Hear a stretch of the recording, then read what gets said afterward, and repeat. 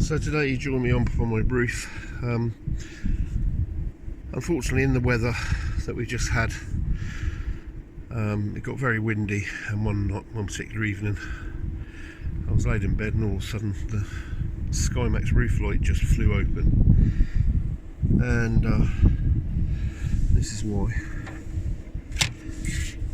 we ended up with a broken roof light. I thought initially I'd be able to get a replacement lid, but I couldn't source one from anywhere, so I thought, well, I'll buy a new one because I needed the shroud from underneath with the light in anyway, after my ex-partner broke it. So I thought it was about time I got around to replacing that, but I thought initially I could just unscrew this lid. Here there's a screw either end. I thought I could unscrew that, pull the pin out and just replace the lid, but what they do is they put the bar through, then they seem to close up this end with plastic, drill it out for a screw to go in, which is not big enough for the pin to come through. Now I could probably faff about drilling that out and sliding the pin out, but it's a lot more work than just replacing a new one. And to be honest, it's been on now, it must be coming up 4 years nearly. So I've ordered a replacement. So at the minute I'm down at my yard where I have a container to keep all my stuff that I don't carry in the van. So I'll go down and unbox the replacement. So I've got the box with the replacement.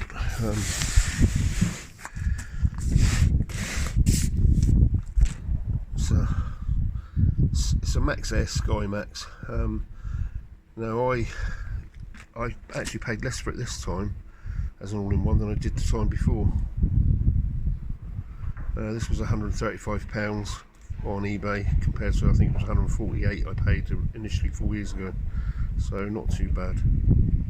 So I'll open the box now and we'll see what we've got in it.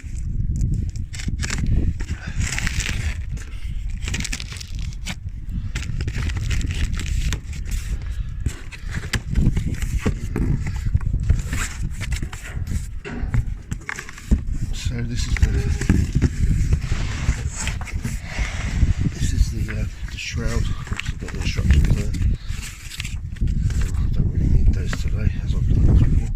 This is the shroud inside, which comes complete with a screen and a fly mesh. Mine's just got laced with dirt over the years because I have the Max fan up front on 24/7 to keep it conditioned for the dogs.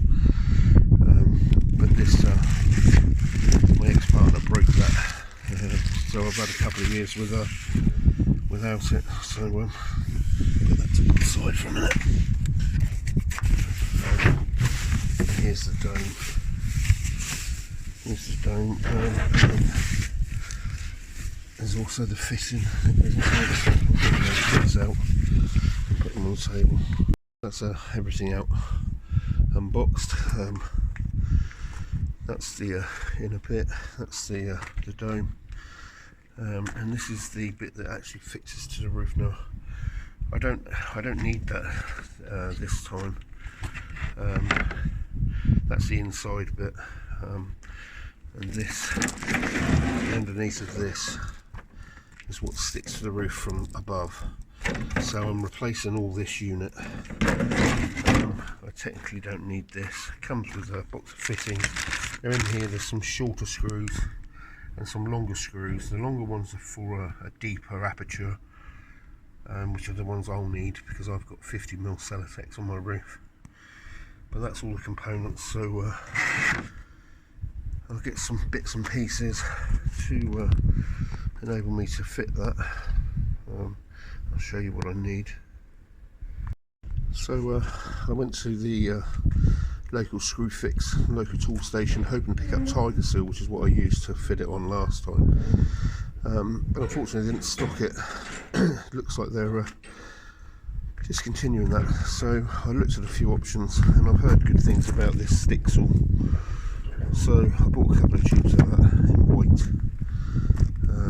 I've got a bit of sandpaper to key in both plastic edges because I don't know if you don't know this, these plastic bits, they're coated in something which kind of repels silicons and adhesives, so I'm going to scuff the bottom up, and I shall be sticking that on a bed of mastic tape which I've got left over from when I first built the van. So I'll be layering that up at some point, which I'll show you, and then cleaning it. I use Sif. I just find it cleans things back to a nice state, and then I'll wipe it all down with something like panel wipe, and then it'll be stuck literally with the sticks all over the top of the mastic tape, which really is just used to level off the roof with all the contours and whatever. But for now I need to go up and get the old one on. So this is it from inside.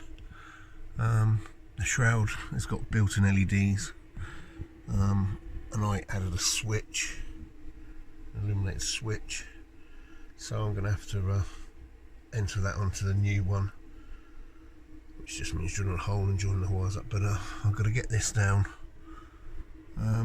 because mine has a deeper aperture. What I did initially is this bit of plastic in the middle there, I added that to bridge the gap, so I should be siliconing that in a bit better this time.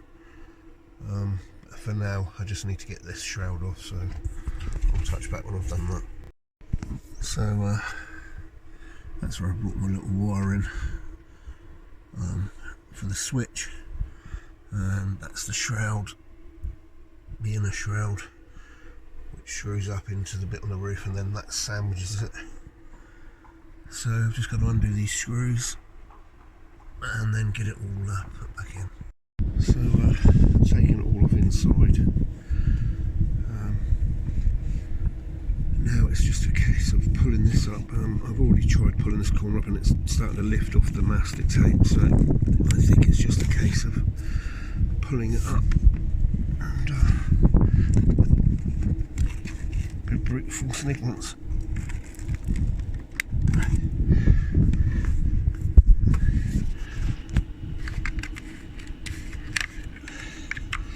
Take these off because I can reuse those. Yep, here it comes. And that is the broken piece removed.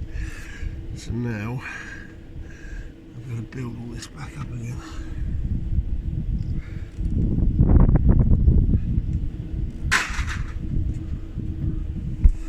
And I've got everything off, cleaned up.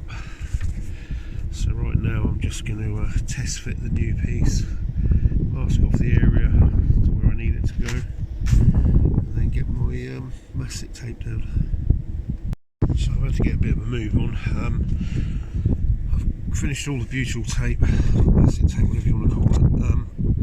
Now I've masked off an area because I'm going to literally cover it now with adhesive. I'm well impressed with what the Tiger Seal did. That didn't break anywhere around there, and that's why I had no leaks. I hope this sticks all proves to be as good, but the weather's just starting to close in now.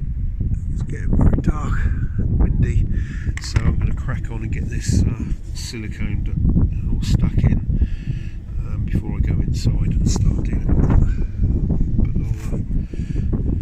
But I'll keep you up here for the next shot once I've got the adhesive done. So that's the top section done. Built it up with mastic tape, and then I've used that stick tool to hopefully seal it all in. Tiger Seal, like I say, it didn't give me a leak ever, so fingers crossed that does as good a job. But if I had to replace these every 4 years, I don't think I'd be too worried. I'm quite pleased with the way that last one lasted. So now I just got to move on into the inside to tidy everything up from that perspective. But that's the roof bit done anyway. So I've just wired in the switch. just literally cannibalise the wires from before. I've got the positive and negative feed that will go through to my switch on the control panel up in the kitchen area, which is the overall feed for it. So I switch it on there, and then I've got power to this switch. When I want to use it in the bedroom, I just flip the switch to get my light. So that's all done. Weather's turning quite bad, so I'm just going to pack everything away now and get this installed. And there we have it, all finally installed, everything all working, and for the first time in a couple of years I got this working properly. Get my finger out of the way. So yeah, so it's all working. So I've got my blackout and I've got my fly screen all working again. Light's working, got my on-off switch there. So yeah, I'm very pleased to have got that done. And the rain's held off, although you can see that the skies are getting pretty grey out there, so it's about to rain. But that's another remedial job done and out of the way. Very happy with that. So thanks for watching.